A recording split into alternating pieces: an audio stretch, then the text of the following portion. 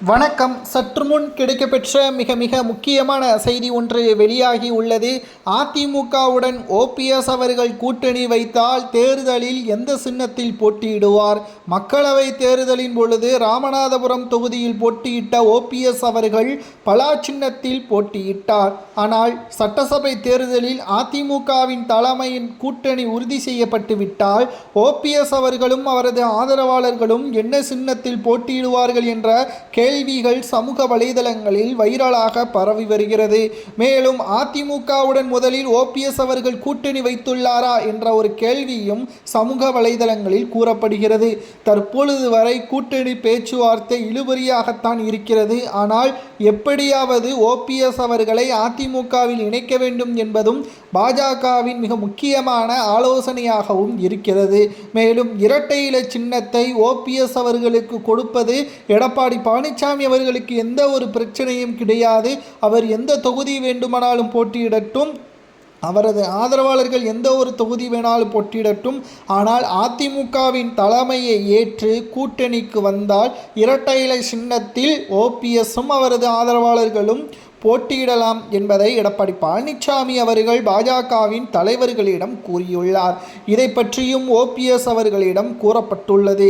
ஆனால் பன்னீர்செல்வம் அவர்களுக்கு என்ன ஒரு கவலை என்றால், எதற்காக அதிமுகவிலிருந்து பிரச்சனையை நாம் செய்தோம்?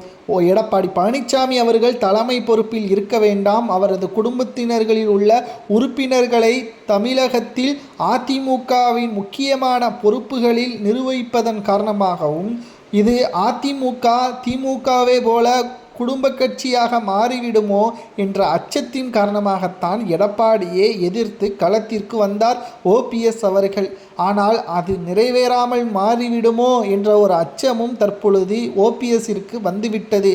ஏனென்றால் ஓபிஎஸ்ஸின் ஆதரவாளராக இருந்த மனோஜ் பாண்டியன், வைத்திலிங்கம், செங்கோட்டையன் உள்ளிட்ட பலரும் தற்பொழுது திமுக தமிழக வெற்றி கழகத்தில் இணைந்துள்ளனர். தற்பொழுது முக்கிய தலைவர்களை இழந்த ஓபிஎஸ் அவர்கள் மக்களை மட்டும்தான் நம்பியுள்ளார். தற்பொழுது திமுக தான் நமது எதிரி, அண்ணன் தம்பி சண்டையெல்லாம் ஓரமாக வைத்துக்கொண்டு எடப்பாடியிடம் சமாதானமாக போங்கள் என்று பாஜக மிகவும் ஆலோசனை நடத்தி வருகிறது.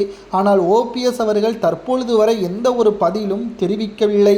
இந்த ஒரு வேளையில்தான் இரட்டை இலை சின்னத்தை கூட ஓபிஎஸ்ஸும் அவரது ஆதரவாளர்களும் தேர்தலில் பயன்படுத்துவதற்கு அனுமதி வழங்குகிறோம் என்று எடப்பாடி கூறியுள்ளார்.